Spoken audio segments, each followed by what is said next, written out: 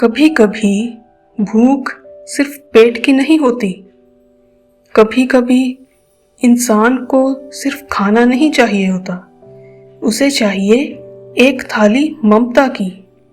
एक थाली जिसमें माँ का प्यार हो और स्वाद ऐसा जो सिर्फ जुबान को नहीं, जिंदगी को बदल दे।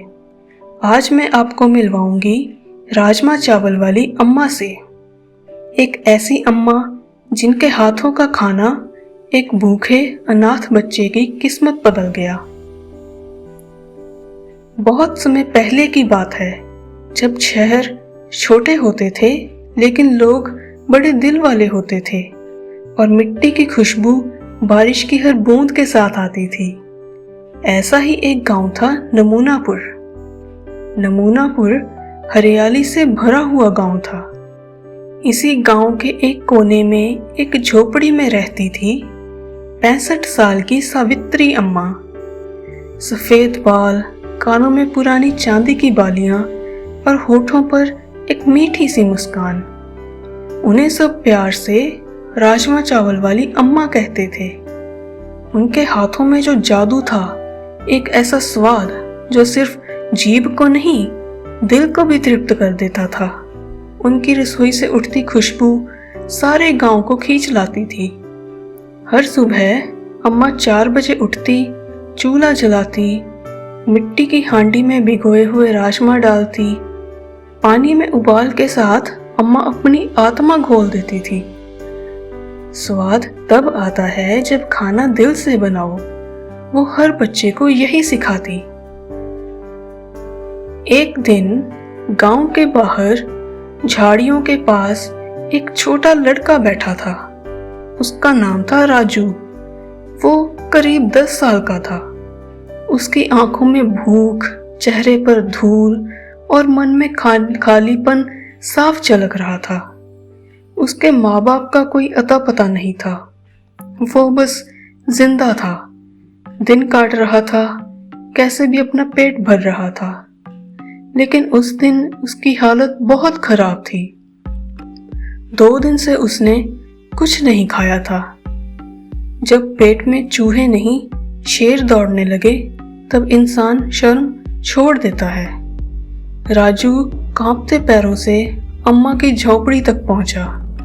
चूल्हे से उठती राजमा की खुशबू ने जैसे उसकी आत्मा को खींच लिया हो।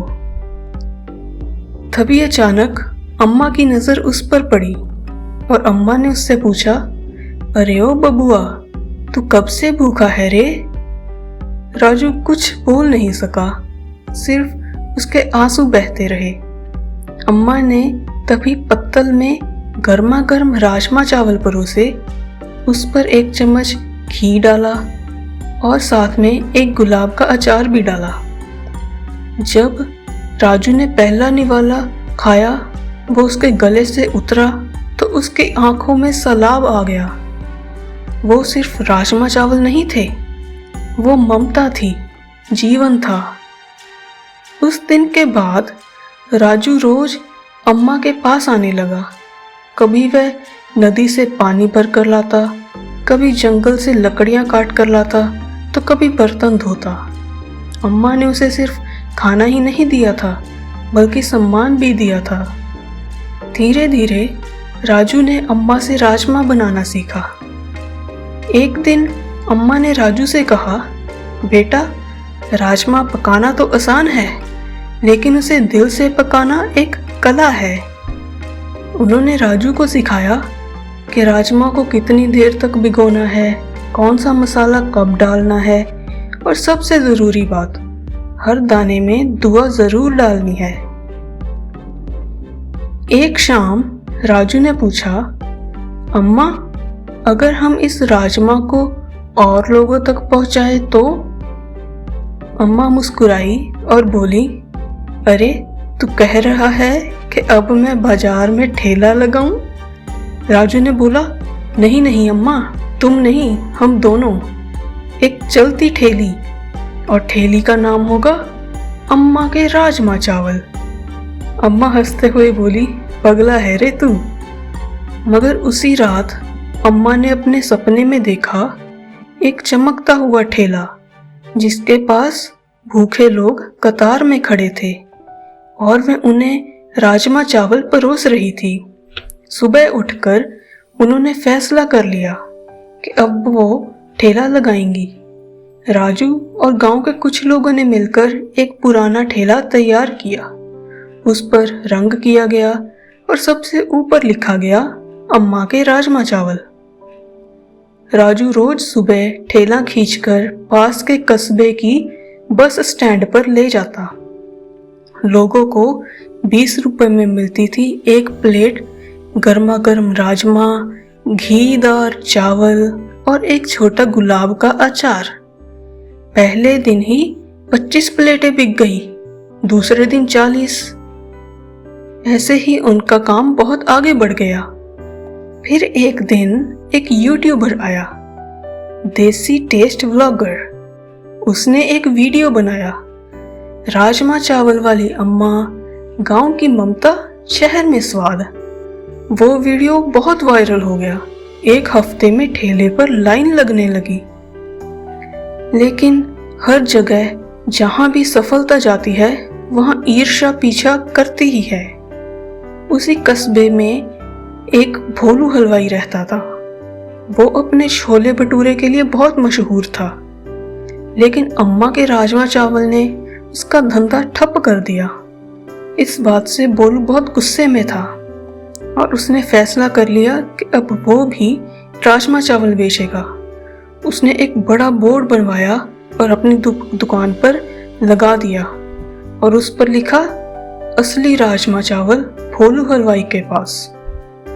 उसने स्वाद बढ़ाने के लिए नकली चीजें डाली, स्वाद बढ़ाने वाला पाउडर, नकली घी, खूब सारा तेल। शुरू में भीड़ उधर भी गई, मगर बहुत जल्दी लोगों को फर्क समझ में आ गया कि भोलू के राजमा चावल में स्वाद नहीं है, सिर्फ मसाला ही है। एक रात राजू ने अम्मा से पूछा, अम्मा, आपका राजमा इतना खास क्यों है? तभी अम्मा ने अपने पुराने संदूक से एक छोटी सी डिबिया निकाली।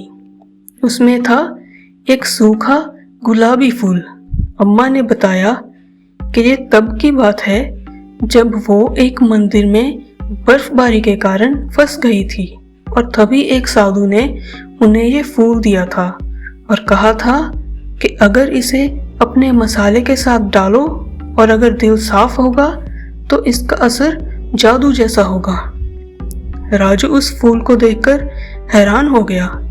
उसने पूछा, अम्मा, यानी ये जादू है? अम्मा ने बताया, नहीं बेटा, ये तो बस एक प्रतीक है। असली जादू तो हमारी नीयत में होता है। नीयत सच्ची हो तो खाना में स्वाद आ ही जाता है। एक दिन दिसंबर की एक ठंडी सुबह में अम्मा ने आखिरी बार राजमा बनाए। राजू उठा तो उसने देखा अम्मा चुपचाप खाट पर लेटी थी। उनकी आंखें बंद थी, होठों पर वही मीठी सी मुस्कान थी। एक छोटा सा कागज उनके पास पड़ा था जिस पर लिखा था, राजू बेटा, अब तू मेरी सीख आगे ले जा। भूखे को खाना, दुखी को दिलासा और राजमा में प्यार डालना कभी मत भूलना। अम्मा के जाने पर सारा गांव रोया, कस्बा रोया, पूरा इंटरनेट भी रोया। अब ठेले का नाम बदल दिया गया। नया नाम रखा गया अम्मा की याद में राजू का राजमा ठेला। राजू अब हर रविवार अनाथ बच्चों को मुफ्त खाना देता। उसने एक छोटी रसोई भी खोली और नाम रखा अम्मा किचन। वहाँ हर बार खाना बनाने से पहले सब रसोइये एक मंत्र बोलते, दिल से बनाओ और दुआ से खिलाओ। राजू की कहानी अब अखबारों, यूट्यूब और टीवी पर भी आ गई थी। उसने कोई MBA की पढ़ाई तो नहीं की थी, मगर वो खाना बाबा के नाम से मशहूर जरूर हो गया। लोग कहते, ये राजमा दिल को छू जाता है। कोई पूछता, इसमें कौन सा मसाला है? राजू कहता, ये तो मेरी अम्मा का आशीर्वाद है। आज भी अगर आप कभी नमूनापुर के रास्ते पर गुजरे हैं तो एक छोटा सा ढाबा मिलेगा। उस पर लिखा होगा अम्मा की सीख और दिल से बने राजमा चावल।